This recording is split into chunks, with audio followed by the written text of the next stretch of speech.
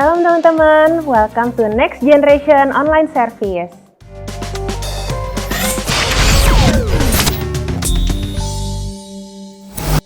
Halo semuanya, apa kabar? Kembali lagi bertemu dengan aku Gaby. Hari ini kita mau sama-sama sharing tentang firman Tuhan. Nah, sebelum mulai sharing tentang firman Tuhan, mari sama-sama kita bersatu dulu dalam doa. Terima kasih ya Tuhan untuk kesempatan yang baru yang sudah Tuhan Yesus berikan kepada kami pada hari ini. Kami boleh berkumpul Tuhan di tempat kami masing-masing. Hari ini kami mau mendengar firman-Mu ya Tuhan. Tuhan Yesus yang berkati setiap kami Tuhan, sehingga setiap firman yang ditaburkan ini bisa bertumbuh dalam hati kami dan jiwa kami dan dapat kami lakukan dalam kehidupan kami sehari-hari. Terima kasih ya Bapa, pimpin jalannya sharing pada hari ini supaya semuanya hanya untuk kemuliaan nama-Mu.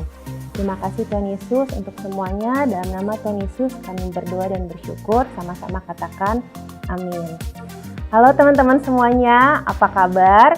Aku percaya kita semua dalam keadaan yang baik, yang sehat, dan semuanya itu karena kebaikan Tuhan dalam kehidupan kita. Nah, hari ini kita kembali mau sharing tentang firman Tuhan. Nah, hari ini kita akan membahas sebuah tema. Jadi tema firman yang akan aku sampaikan hari ini itu berjudul ular dan merpati. Nah, pasti kalau teman-teman dengar nih kata-kata ular dan merpati langsung udah kebayang satu ayat di Alkitab yang ngebahas tentang dua hewan ini. Nah, kita buka yuk bareng-bareng di Matius 10 ayat 16. Aku akan bacain buat teman-teman ya. Jadi ayat ini berkata, "Lihat, aku mengutus kamu seperti domba ke tengah-tengah serigala. Sebab itu hendaklah kamu cerdik seperti ular dan tulus seperti merpati." Aku ulangin sekali lagi ya teman-teman, di Matius 10 ayat 16. "Lihat, aku mengutus kamu seperti domba ke tengah-tengah serigala. Sebab itu hendaklah kamu cerdik seperti ular dan tulus seperti merpati." Nah, ini adalah satu ayat yang akan kita bahas bareng-bareng hari ini. Kenapa sih kita ngebahas tentang ular sama merpati nih? Nah, cuma sebelum kita bahas lebih detail lagi tentang kedua hewan yang disebutkan dalam perumpamaan ayat ini, kita sama-sama mau lihat dulu nih sebenarnya konteks dari ayat ini itu berbicara tentang apa sih? Nah, jadi ada dua hal yang akan kita lihat bersama gitu ya dari konteks dari ayat ini. Yang pertama, sebenarnya kalau kita baca bareng-bareng nih teman-teman satu pasal gitu ya dari Matius 10 ayat 16 sampai 33. Pembahasan dari ayat-ayat atau dari pasal ini sebenarnya berbicara gimana sih Tuhan Yesus itu mempersiapkan murid-muridnya. Nah, persiapan untuk apa? Jadi ini persiapan ketika murid-muridnya itu akan menghadapi, mungkin dibilangnya apa ya, keganasan musuh gitu ya. Atau gimana mereka menghadapi orang-orang yang membenci mereka karena mereka itu disebut sebagai pengikut Tuhan Yesus gitu. Nah, keganasan orang-orang inilah yang di perumpamaan ini disebutkan sebagai serigala gitu. Jadi di pasal ini membahas gimana sih Tuhan Yesus itu menyiapkan murid-muridnya untuk berstrategi nih ketika nantinya mereka menghadapi orang-orang yang membenci mereka. Nah, itu yang pertama. Yang kedua, yang harus kita ingat di ayat ini itu adalah murid-murid Tuhan Yesus termasuk kita gitu ya. Di sini dilambangkan akan diutus sebagai domba. Nah, jadi sebelum kita bahas tentang ular dan merpati, kita lihat dulu nih tentang domba gitu ya. Kenapa sih kita diutusnya itu di sini sebagai domba? Nah, sebenarnya ini ada fakta uniknya nih teman-teman. Kalau kita berbicara tentang domba, domba itu tuh sebenarnya salah satu hewan yang mempunyai pertahanan yang cukup lemah kalau dibandingin sama hewan-hewan lainnya. Gitu. Salah satu tandanya adalah nih sebenarnya si domba ini ya teman-teman, kalau misalnya dia berjalan gitu ya, terus suatu saat dia tercebur di air atau di sungai gitu ya, dia akan langsung mati. Kenapa? Karena domba itu kan dia punya bulu yang tebal ya teman-teman. Kalau teman-teman suka lihat nih gambarnya di internet atau mungkin pernah lihat hewan aslinya, dia kan punya bulu-bulu yang tebal. Nah, ketika bulu yang tebal itu menyerap air, itu beratnya akan bertambah berkali-kali lipat. Sehingga kalau misalnya dia masuk ke sungai atau ke air, gitu dia bisa langsung tenggelam dan mati. Nah, itu salah satu tanda dia punya pertahanan yang lemah. Nah, selain itu sebenarnya ada satu lagi kelemahan hewan domba, yaitu domba ini tuh sebenarnya dia akan makan apapun yang ada di depan dia. Jadi kalau misalnya dia di depan dia ada rumput gitu ya, terus dia makan sampai habis. Nah, dia nggak akan mencari rumput di daerah-daerah lainnya, tapi dia akan terus makan apa aja yang di depannya, termasuk kalau misalnya ada tanah atau apapun itu dia akan langsung makan.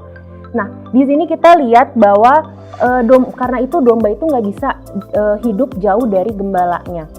Gitu. Sama seperti kita, di sini kan gembala udah pasti itu adalah Bapa kita di surga, itu adalah Tuhan Yesus. Kita nggak bisa jauh hidup dari Tuhan, karena itu kita selalu butuh bimbingan Tuhan.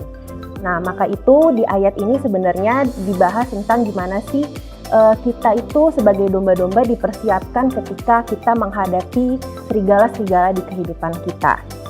Nah, itu yang pertama konteks yang akan kita bahas tentang ayat ini nih teman-teman. Nah, selanjutnya kita akan mau lihat lagi nih tentang cerdik seperti ular dan tulus seperti merpati gitu. Nah, kita bahas dulu ya poin pertama. Di sini kita dikatakan kita itu harus cerdik seperti ular. Nah, sebenarnya ya teman-teman, ketika aku baca ayat ini, aku sempat agak bingung deh. Kenapa ya harus ular? Bukannya ular itu tuh diidentikan dengan sesuatu yang jahat gitu ya, kalau kita lihat dari kisah Adam dan Hawa gitu. Kenapa sih harus dilambangkan sebagai ular? Nah, cuman kalau kita baca lagi nih ayat demi ayat yang ada di pasal ini, kita sama-sama tahu bahkan di Kejadian itu disebutkan bahwa ular itu salah satu hewan paling cerdik yang diciptakan oleh Tuhan gitu. Nah, salah satu hal yang kita bisa pelajari dari ular gitu ya, ular itu tuh sebenarnya binatang yang cukup lemah juga nih teman-teman. Karena selain dia nggak punya kaki, sebenarnya ular itu tuh dia juga nggak punya telinga. Sehingga dengan segala kelemahannya yang dia harus miliki, dia harus memposisikan diri kapan dia harus bertahan, kapan dia harus menyerang gitu. Karena itu dia punya kepekaan yang luar biasa, karena dia itu mengandalkan dari getaran nih untuk tahu keadaan sekitarnya. Nah, ini hal yang harus kita pelajari juga di dalam kehidupan kita ketika kita diutus di tengah-tengah orang sekeliling kita gitu. Kita harus memiliki kepekaan nih teman-teman. Kita harus tahu sebagai anak-anak Tuhan gimana sih kita harus bertindak di lingkungan sekitar kita. Kita harus gunakan mungkin strategi yang tepat untuk menghadapi orang-orang yang mungkin punya niat buruk sama kita, atau mungkin orang-orang yang kita nggak tahu nih mereka itu sebenarnya ada niatan apa sama kita. Karena itu kita harus selalu berstrategi dalam menghadapi mereka gitu. Nah, kita juga harus selalu bertahan, dan kita tahu sebagai anak-anak Tuhan ketika kita bertahan kita punya Tuhan Yesus yang akan selalu menjadi kekuatan kita. Karena itu selalu kembali lagi ke Bapa kita di surga, bahwa dia yang akan selalu memperlengkapi kita ketika kita ada di dunia ini. Nah, sebenarnya kata-kata cerdik seperti ular ini juga bisa diartikan sebagai wise atau bijak gitu dalam bahasa Indonesia. Artinya gimana kita itu tidak sembrono dan juga penuh perhitungan. Jadi jangan sampai ketika kita ada di sekeliling kita justru melakukan hal-hal yang gak berkenan di hadapan Tuhan, sehingga kita jadi batu sandungan buat orang lain, teman-teman. Itu yang harus kita ingat, bahwa diri kita dimanapun kita berada, kita harus menjadi kesaksian dan harus memperlihatkan kasih Tuhan di sekeliling kita. Gitu. Karena itu di ayat selanjutnya sebenarnya di ayat 17 dikatakan tetaplah waspada terhadap semua orang, karena kita nggak pernah tahu di sekeliling kita itu orang-orangnya seperti apa atau keadaan apa yang akan ada di hadapan kita. Tapi yang kita tahu, kita harus selalu bersiaga dan berstrategi di dalam kehidupan kita. Oke, itu poin yang pertama tadi tentang cerdik seperti ular. Kemudian yang kedua kita akan bahas gimana sih tulus seperti merpati.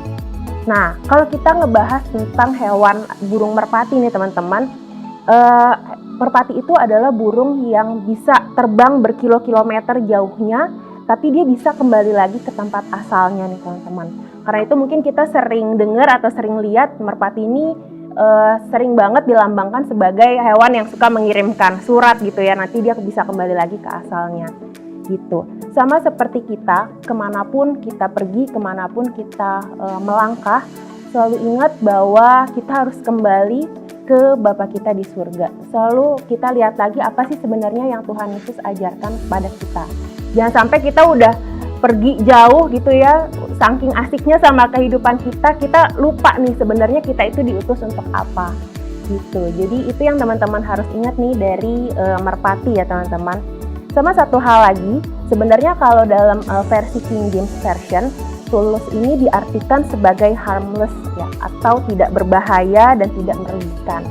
Begitu juga dengan kita ketika kita berada di lingkungan kita, di sekitar kita, selalu jaga hati kita, selalu jaga motivasi kita supaya kita itu tidak merugikan orang lain dan tidak membahayakan bagi orang lain.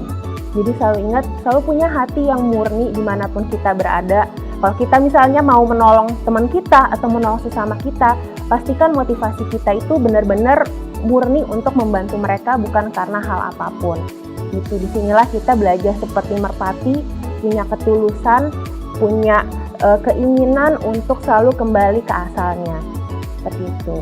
Nah, jadi sebenarnya inti dari semua yang akan kita bahas hari ini adalah hidup menjadi saksi Tuhan Yesus itu dimanapun kita berada, itu bukanlah hal yang mudah gitu. Tapi selalu ingat kita dibekali sama Tuhan dalam kita menjalankan keseharian kita nih teman-teman. Tadi ya ada 3 hal yang selalu harus kita ingat. Yang pertama, sebagai domba kita akan terus dijaga sama gembala kita. Dia yang akan mengarahkan kita dan menuntun kita supaya kita itu tetap berjalan di jalan yang benar. Lalu yang kedua, seperti yang kita lihat tadi, cerdik seperti ular itu gambaran gimana kita harus selalu berstrategi dan peka nih sama lingkungan kita. Jangan sampai kita salah mengambil langkah sehingga kita justru terjerumus sama dosa. Dan yang terakhir, seperti Merpati, kita harus selalu kembali ke asal kita, selalu ingat bahwa kita itu diutus Tuhan dimanapun kita berada dan punya hati yang murni, hati yang baik ketika kita mau menolong sekeliling kita. Itu aja sharing dari aku teman-teman, semoga teman-teman bisa terberkati dan bisa menjalankannya dalam kehidupan sehari-hari. Mari sebelum kita tutup, kita akan sama-sama kembali berdoa. Terima kasih Tuhan Yesus untuk sharing hari ini. Kami diingatkan lagi Tuhan untuk selalu memiliki motivasi yang benar dalam setiap kehidupan kami. Pimpin kami Tuhan sebagai domba-domba-Mu, supaya kami tidak salah melangkah dalam menjalankan apapun yang ada di kehidupan kami Tuhan. Karena kami sadar, kami tahu Tuhan, kami tidak bisa melakukan semuanya tanpa bimbingan-Mu.